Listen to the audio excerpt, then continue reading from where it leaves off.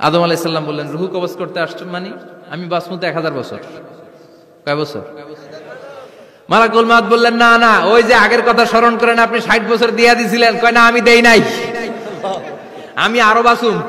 একজন মানুষই শুধু জানতেন যে তিনি পৃথিবীতে কতদিন বাঁচবেন, সেটা হচ্ছে সাইয়েদনা আদম আলাইহিস সালাম। ওনাকে বলে দেয়া হয়েছিল, উমরুকা আলফু সানা, তুমি পৃথিবীতে বাঁচবে 1000 বছর। কয় বছর? সাইয়েদনা আদমের সামনে অনেকগুলো রুহু রাখা হলো। সাইয়েদনা আদম বললেন, এরা কারা? আল্লাহ বললেন, এরা হচ্ছে নাসালুক, তোমার বংশধর, পৃথিবীতে তোমার পর এরা পৃথিবীতে আসবে। সাইয়েদনা আদম বললেন, আল্লাহ ওই যে একটা রুহু দেখা যায়, এটার নাম কি? আল্লাহ বললেন, হাদা ইবনুকা দাউদ, এটা তোমার ছেলে দাউদ, সে দুনিয়াতে নবী হয়ে আসবে, তার ছেলে সুলাইমানও নবী হয়ে আসবে। সাইয়েদনা আদম বললেন, মাবুদ, আমার ছেলে দাউদের কত বছর হায়াত আপনি দিয়েছেন? আল্লাহ বললেন, 40 সানা, মাত্র 40 বছর, 4 ইয়ার্স, 40 বছর তোমার ছেলেটা বাঁচবে। ও আল্লাহ, আমি বাঁচবো কয় বছর? তুমি বাঁচবা 1000 বছর। সুবহানাল্লাহ। সাইয়েদনা আদম বললেন, মাবুদ, এত ফুটফুটে সুন্দর আমার ছেলে দাউদ, মাত্র 40 বছর দিলেন কেন? জিদ মিন উমরিহি, বাড়ায়া দেন। কি করেন? সুপারিশ করতেছে পোলার লাইগা। কে? বাবা।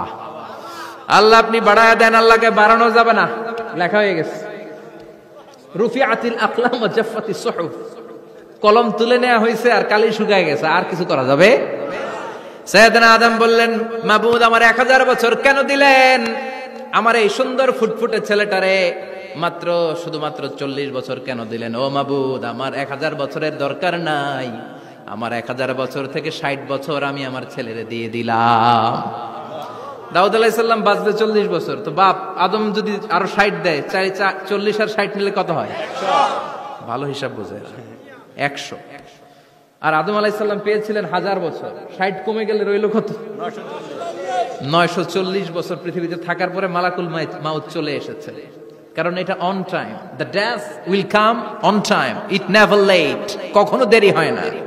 আল্লাহ বললেন, লিকুল্লি উম্মাতিন আজালুন ফাইদা জাআ আজালুহুম লা ইস্তাখিরুনা সাআতান ওয়া লা ইস্তাকদিমুন।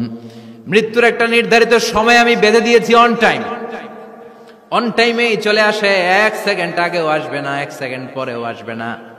940 বছর বয়সে মালাকুল মাউত এসে হাজির, এসে বলল, জিইতু আন আকবাদা রূহাক, রূহ কবজ করতে আসছি। আদম আলাইহিস সালাম বললেন, রূহ কবজ করতে আসছেন মানে? আমি বাঁচবো তো 1000 বছর। কয় বছর? মালাকুল মাউত বললেন, না না, ওই যে আগের কথা স্মরণ করেন, আপনি 60 বছর দিয়া দিছিলেন। কয় না, আমি দেই নাই, আমি আরো বাঁচুম, আরো 60 বছর পাওনা আছি, আমি দেই নাই। মালাকুল মাউত বললেন, আপনি দিয়েছেন? আদম বলে, দেই নাই। মালাকুল মাউত বলে, আল্লাহ ঘটনা দেখেন, দিয়া কয় দেই নাই। আল্লাহ কয়, থাক, কথা কইস না, আয়া পড়। সুবহানাল্লাহ পড়েন। নাসিয়া আদম ফানাসিয়া বানু, ভুলে গেছেন উনি। আমরা ভুলে যাই, আমরা খেয়ে বলছি খাই নাই, নিছিলাম পকেটে, কয় নেই নাই। এরকম ডাকাইত আছে না নাই? নাসিয়া আদম ফানাসিয়া বানু, বিশ্বনবী বললেন, আদম ভুলেছে তো তার সন্তানরাও ভুলে যায়। জাহাদা আদম ফাজাহাদা যুররিয়াতু, আদম অস্বীকার করেছে, তার সন্তানরাও অস্বীকার করে। সেদিন থেকে আল কিতাব ওয়া শুহুদ, মানে লিখে রাখার সিস্টেম আর সাক্ষীর সিস্টেম চালু হয়েছে। সুবহানাল্লাহ পড়েন। সুবহানাল্লাহ। 940 বছর বয়সে মালাকুল মাউত এসে আদম আলাইহিস সালামের রূহ নিতে পারে নাই। উনি 1000 বছর যখন হয়েছে তখন এসে সাইয়েদনা আদম আলাইহিস সালামের রূহ কবজ করেছে। যেই দিন পৃথিবীর প্রথম মানব, প্রথম নবীর রূহ মালাকুল মাউত দুনিয়ায় এসে কবজ করেছে, ওই দিনটাও ছিল জুমাবার।